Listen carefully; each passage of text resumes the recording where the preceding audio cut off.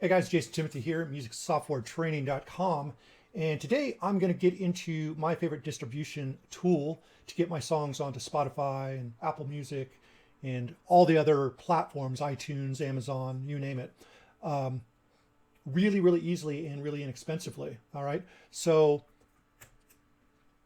as you can see on my Spotify, this is my artist page, and it's loaded all my songs up, and my EP right here in the singles and all that sort of stuff. And all this was done through DistroKid. All right.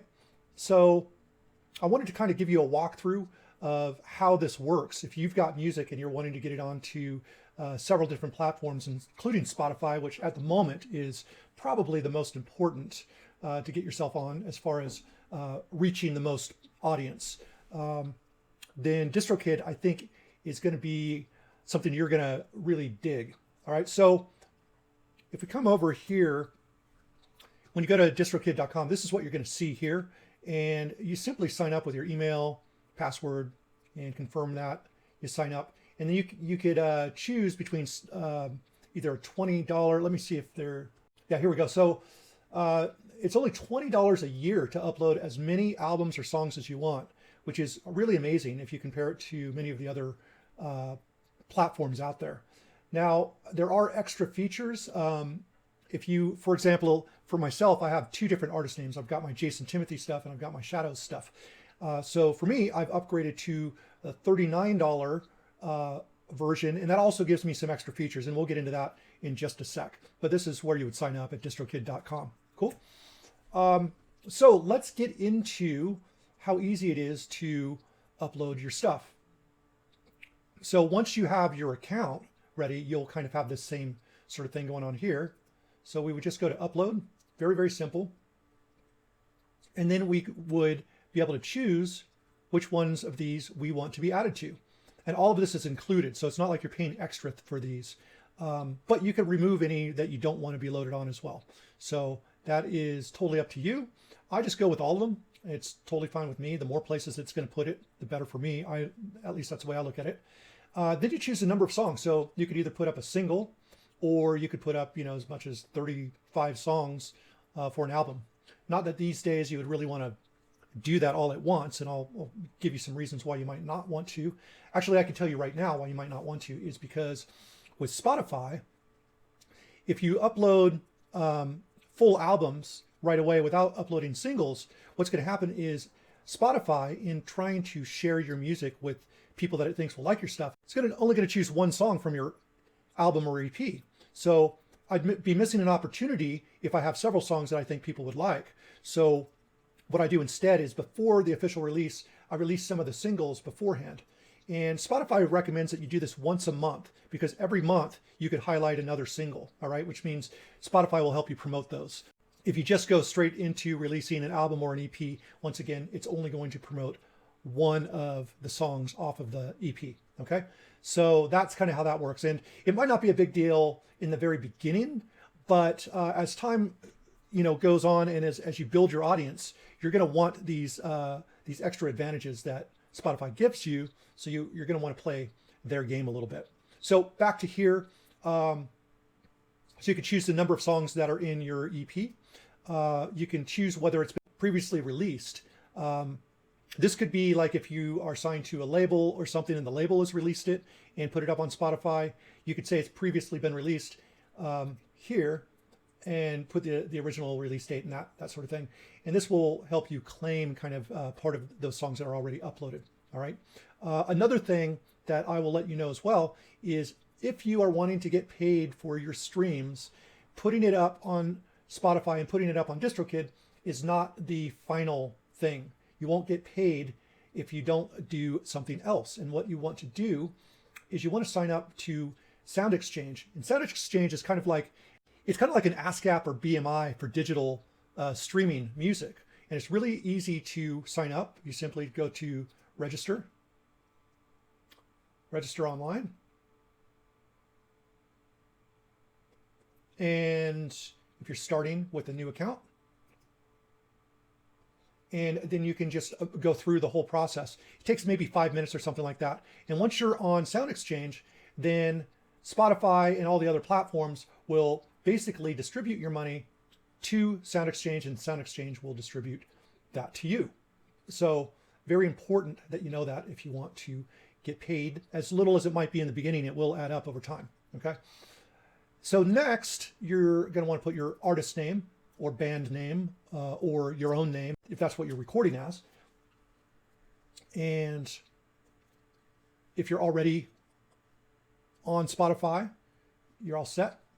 So this is just where you are able to tell them if you already have an account in these or if you need to set it up.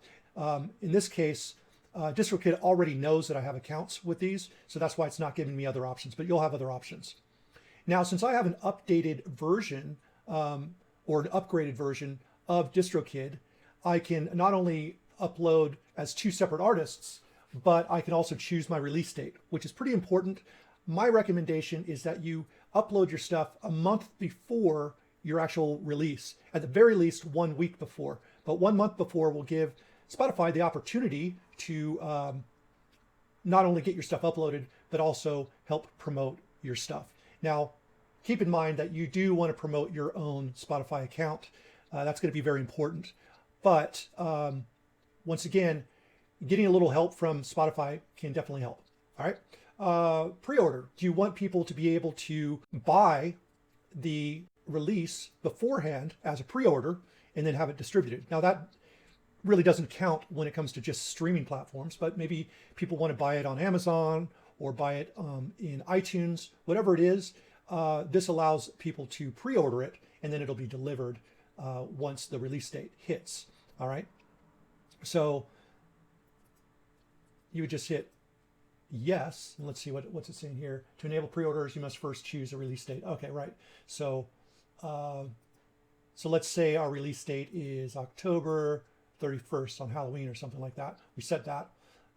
Once again, all of this is is not the $20 version, but the $39 version will give you the ability to set your release date and release time. You could choose whether you want to sync the time where everything's released at the same time simultaneously, or if you want to release it at a certain time in the listener's time zone, right? Let's say you want to release it at 7 a.m., whatever time zone people are in, then around the world at their 7 a.m., that's when it will be released. And if you choose this one, it'll be released. This here says New York time. So that's the time zone that it'll release everything, okay? Another thing that people can do is before the release, they could save the track so that it will automatically be issued to them and they'll automatically see it the first day it's released. So that's a pretty cool feature as well. Here you can put your record label. Once again, having this choice I don't think is available on the $20 version, but it is available on the $39 version. Next, you would put up your album cover, and you want to make sure that you follow the instructions or it will be denied. You want your sizing to be 3000 by 3000, and you don't want to just enlarge a shitty picture because it will reject it. All right, so you need a good quality album cover for that. All right, and it'll tell you all this stuff here. So that's important. You pick your language, your primary genre. So it's got loads to choose from. You've kind of got your first genre or your secondary genre. With my music, since it doesn't have my specific genre, I would probably put it under maybe electronic music and fit probably like indie dance or something like that. And then my secondary would be alternative. That's usually what I go with my style, but they do have loads of different styles that you can choose from for your particular genre. Then you put in your song title, all right? And you simply just put in the title. You don't put the name of, of yourself as the artist. So if the song is, Season's Greetings or something, right? I don't know why I chose that name. If you have an artist that you're featuring, you want to do it in a specific way that it specifies down here. You would put in kind of parentheses and then feet with a dot, all right? And then you would put the artist, for example, David Bowie, right? So capital letters there. So if I had David Bowie singing on my Season's Greetings songs, that's how that would work. And this just makes sure that you formatted it correctly so it doesn't get rejected. Also, if your song is already uploaded from someone else and you're you're claiming that the song's already there, then you need this to be the exact same as the original song upload. Otherwise it may reject it, or probably will reject it. Okay, so just make sure you follow up on that. Then you choose your audio file. I would recommend that you choose a WAV file or AIF file. That way you're getting the highest quality when you upload your song. Songwriter, this is important. You could choose whether you wrote the song, right? Which basically would be lyrics, music, vocals, that sort of thing. Or if it's another artist, and I do have some cover songs, covers are totally okay. All you need to do is just put the original artist, the original song. For example, I did a song by a band called The Chameleons. And the original song title was called Swamp Thing. And track does not sample. Yep, that's right. You can't sample the original song, but you can cover it. All right. You need extra licensing in order to do that.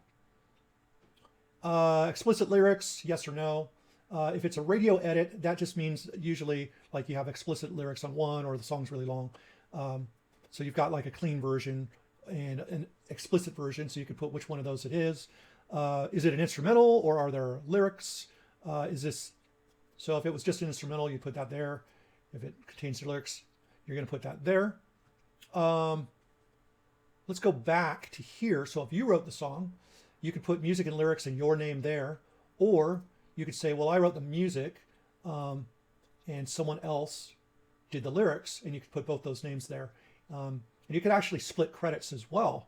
You could select the time of your song, like the clip that you want played, so that when people review it, they're getting to a certain part. So let's say your chorus is at 2 minutes and 20 seconds. You could, put it right there at like maybe 2 minutes and 18 seconds right before the chorus, so that when people listen, they listen to the peak part of your song or whatever. So that's a really cool feature there. Then you could set your track pricing for iTunes, Google Play, and Amazon. 99 cents seems to be the way to go, or you could go 69 cents if you want it less expensive. Then you've got these extra features here. You automatically can get it put on Instagram and Facebook for free. And then there's extra features here. YouTube money, you could get ad revenue if someone uses your song or something like that. I wouldn't worry too much about that if you're just starting out, but if you're a popular artist, this might be worth it. $5 a year. Here, store maximizer. This makes sure that anytime a new store is added here, a new service, it will add it to that service as they do it. Okay, so that's a store maximizer. It's $8 a year. If you want to be on Shazam or Siri, so when people hear your song and they want to know what it is, if they Shazam or Siri it, for $1 a year, you can have that available as well. So when they Shazam it, your song will actually come up. Leave a legacy. This means for $29, one-time payment. Your song will never be taken down or deleted. Even if you cancel your account or your credit card is declined, any of that stuff, your songs will remain on the platform. Okay. Then if you chose to allow it to be loaded to YouTube, then you're going to select there that you're okay with that you recorded the music and you're authorized to sell it and have it streamed. Well, this is just saying that you're anyone's names that you're using, they approved. Okay. And then that you've read the terms of service, and then you would be done with that. So that's pretty much how easy it is to upload a song. And even though I kind of walked you through slowly, you can do this really, really quick. There are some other features that are pretty cool. For example, a meme generator. Make a new video. So Marcel. So you could put your music to like a video or something like that, and you could choose either this one or make one with your song. So I could put this song up, have this here, skip to let's just do 1 minute and 30 seconds, and generate the video here.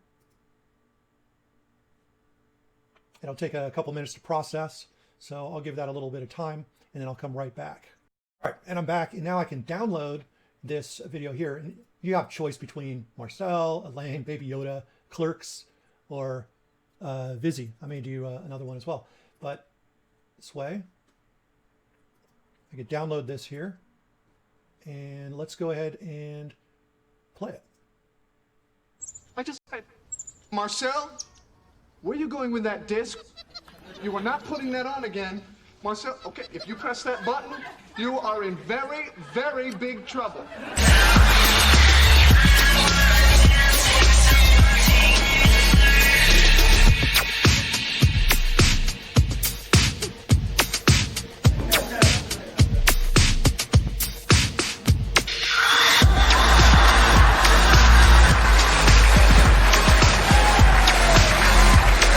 So cool. So you can like make little things like that and load it onto your pages so that you're not just sharing your album covers and stuff like that. So pretty cool there. Let's see what else we've got here that is interesting.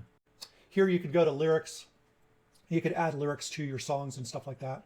So you can just go to plain lyrics here and just make sure you look through all of this stuff, make sure that you're doing everything correctly, and then you can drop your lyrics for the songs in here, and then that will come up anytime you use it, right? Vault is where you can see where all your uploads are, all right?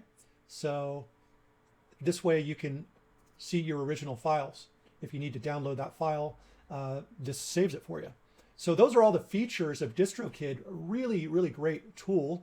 And if you're interested in that, you could check out the link below. I get a little credit for that if you use the link, and you get a 7% discount on DistroKid if you use it. So it's kind of a win-win situation there.